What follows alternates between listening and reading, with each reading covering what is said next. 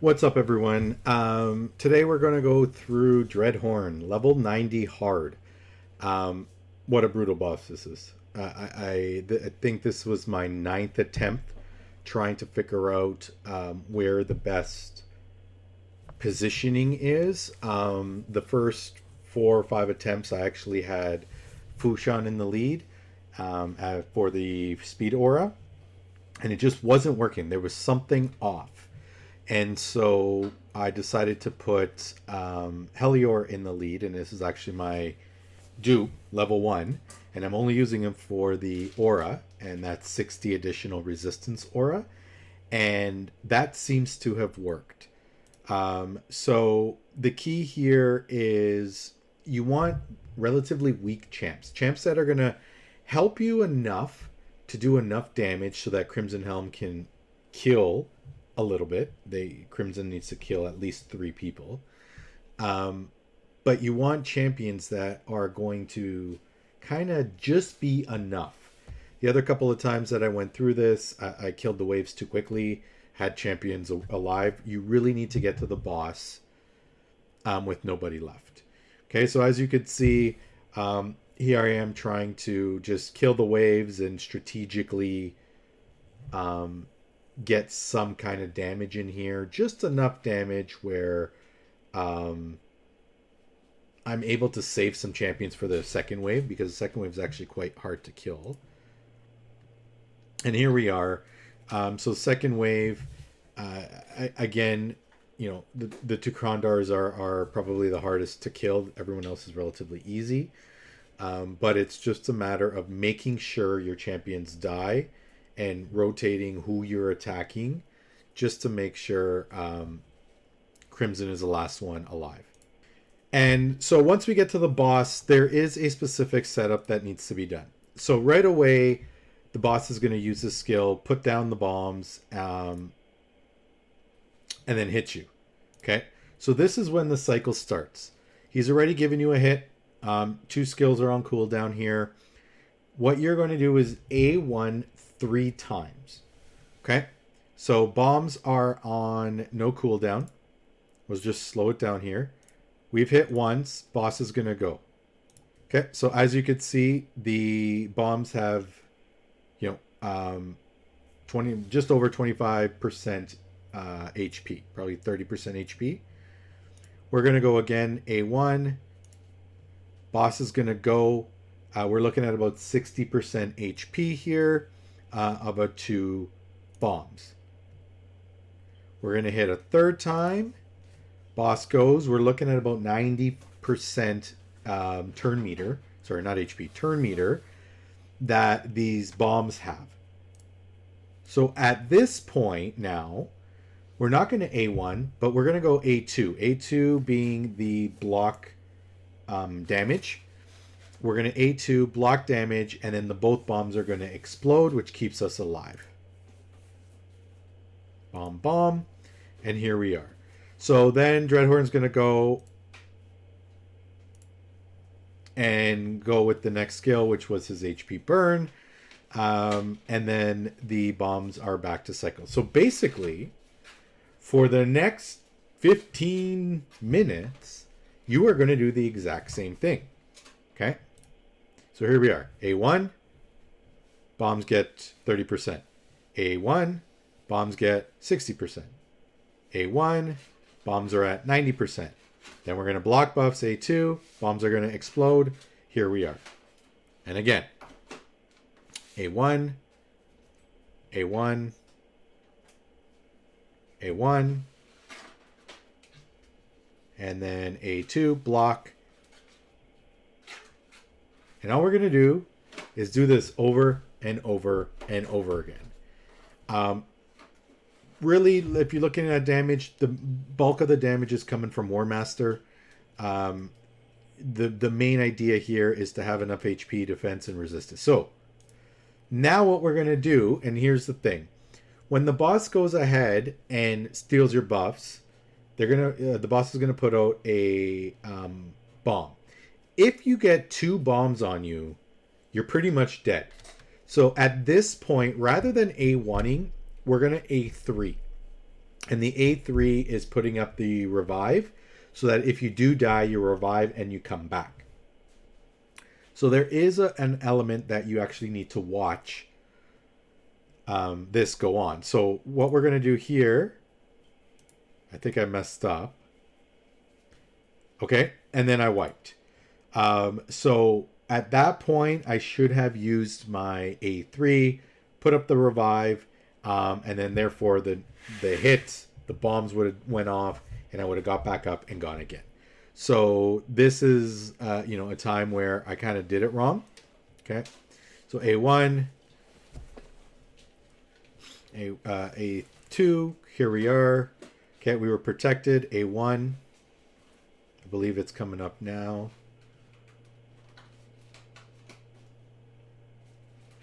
It'll be coming up soon. Okay, so again, recycle, stole buffs, put up 2 bombs. So this time now, we're going to put the revive. And as you can see, and I'm going to go back and kind of redo that. We revived. Okay, we'll go back to here. So 2 bombs. Look at the turn meter. We got a fresh turn meter. Okay. We put the revive up. And then bombs have 30%. So you got to keep an eye on these turn meters. Because what ends up happening now is we died and the bombs by default, we got up. Boss went again. Bombs now jumped up to 60%. So you really need to keep an eye on that. So we have just enough HP to survive that hit. We get a little bit of heal up, but the bombs have 1 more turn at this point. So they've only ticked twice, right? 60%. So at this point, we're going to A1 yet again. Bombs look very close to exploding, but you have to time that A2. 3 turns, then A2. Okay, and then here we are, the block. Bombs explode, we're safe. Okay, and then here we are with the heal. Okay, and then at that point, we're just going to recycle the same skills. We are low, but the heal will get us back. Now, the good thing is with Crimson Helm, she's strong affinity to the boss. So as you saw there, the boss did a 6,000 weak hit. I healed for 16,000 in return. Okay, so we're constantly slowly trickling that health back with the gear. So regen and immortal set is what Crimson is wearing. And so again, right here, double bomb. We're going to put up the revive. This time, we actually stayed alive. That's okay. Okay, we got very close to dying, but we stayed alive. We're still watching this turn meter, this turn order.